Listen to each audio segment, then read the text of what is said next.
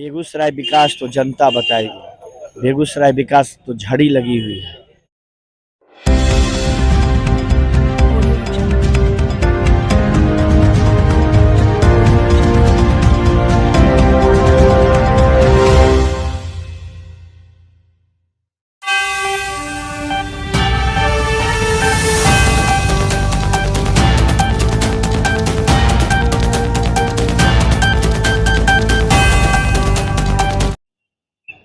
नमस्कार, मैं हूं संजीत श्रीवास्तव और आप देख रहे हैं नेशनल पॉजिटिव न्यूज।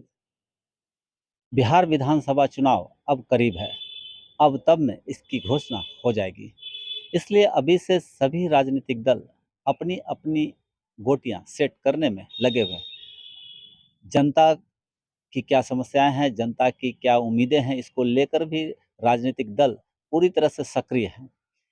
इसी बिहार विधानसभा चुनाव को लेकर हमने कई राजनीतिक पार्टियों से भी बातचीत की कि उनकी क्या इस बार के मुद्दे हैं जिसको लेकर वो चुनाव मैदान में जाएंगे। क्या उन्होंने जो पिछले चुनाव में जो जनता से वादे किए थे, क्या उसको पूरा किए हैं। इन सब सवालों को लेकर हमने कई राजनीतिक दलों से के नेताओं से बातचीत की। आज हमने बातचीत की जो भारतीय जनता पार्टी के जिला अध्यक्ष हैं राजीव कुमार जी, उनसे बातचीत की। आइए सुनाते हैं उनके साथ जनता से जुड़े जो सवाल है उनसे बात करने पर उन्होंने क्या जवाब दिया। सर, बिहार विधानसभा चुनाव आने वाले हैं, लगभग अब घोषणा अब तब में है, तो खासकर एनडीए की बात करें तो ऐसा क्या बेगूसराय में विकास आप लोग बताएंगे जनता को जाकर कि बेगूसराय विकास हो जिससे वो फिर आपको चुने। बेगूसराय विकास तो जनता बताएगी। बेगूसराय विकास तो झड़ी लगी हुई है। क्या नहीं बेगूसराय में विकास हुआ। आप सिमरिया से शुरू करें। बेगूसराय एक ऐसा जगह है जिसमें गंगा पे कितना ब्रिज बना है, हमको लगता है पूरा भारतवर्ष में इतना ब्रिज नहीं है। आप यहाँ 3 ब्रिज तो आप सिमरिया में देख लीजिए, जो एक पहले से बना हुआ है, 2 वर्तमान में बना है, एक 6 लेन बना हुआ है। उसके बाद जो शहर का विकास हुआ है, जो रोड बना है, पुल बना है, पुलिया बना है, और आदरणीय सांसद जब से बने हैं, जो ग्रामीण विकास का जो रोड है, प्रत्येक गांव में हम लोग ने एक जिलाध्यक्ष के नाते खोज कर जितना रोड दिया सब बना है, चमचमाता हुआ रोड।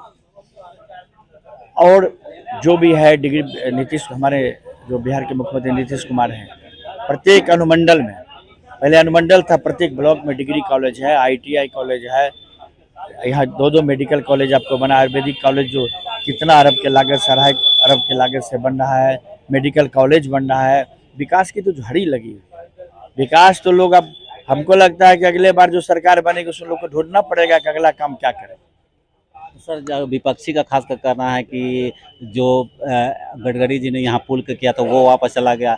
बरौनी कानपुर पाइपलाइन था, वो उसको भी रिलायंस को दे दिया गया। उस महोत में जो मक्का अनुसंधान है उसको भी दूसरी जगह ले जाने की बात है। तो सब तो इस तरीका से यहाँ जाहिर है विपक्ष कोई चीज नहीं जा रहा। मक्का अनुसंधान गया, मक्का अनुसंधान गया।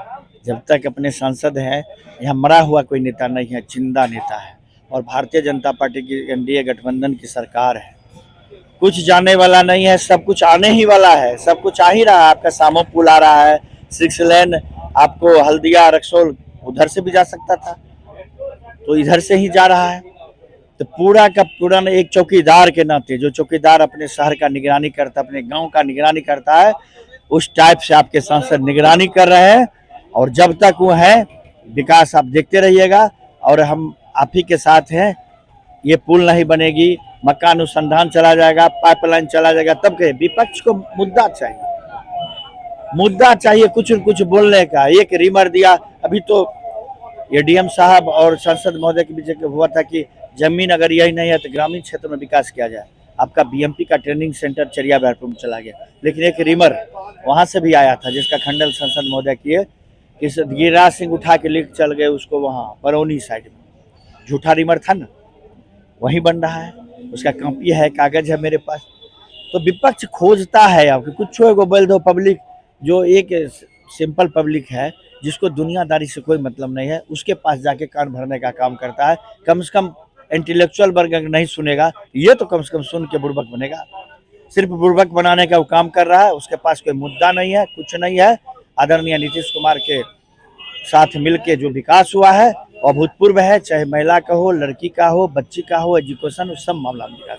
सर अब अंतिम प्रश्न, जिस तरीका से मतदाता गहन जो पुनरीक्षण चल रहा है उसको लेकर बड़ा कंफ्यूजन है। लोग को लग रहा होता है डॉक्यूमेंट कहाँ से रहा है, एक जनता में एक माहौल बनाया जा रहा बन रहा है कि सर उसमें बड़ा दिक्कत है, तो उसको कैसे से आप लोग समझ रहे हैं? एक आम पब्लिक के नाते आप हमें बताइए, कोई भारतवर्ष का जो ओरिजिनल नागरिक है कोई जा रहा है?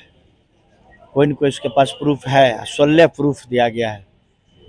और जो अभी आप किशनगंज, कटिहार, पूर्णिया, 5.5 लाख आवासीय के लिए लोग अप्लाई किया है, कौन थे वो, कहाँ से आए थे?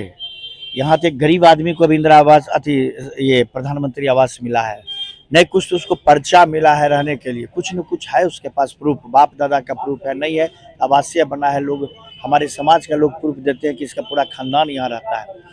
और जो रोहिंग्या आया है, जो बांग्लादेशी आया है, उसके पास क्या प्रूफ है? वो तो कुछ नहीं है। तो हमारा आपका हक मारने के लिए आया है वो हक हम कभी मारने नहीं देंगे।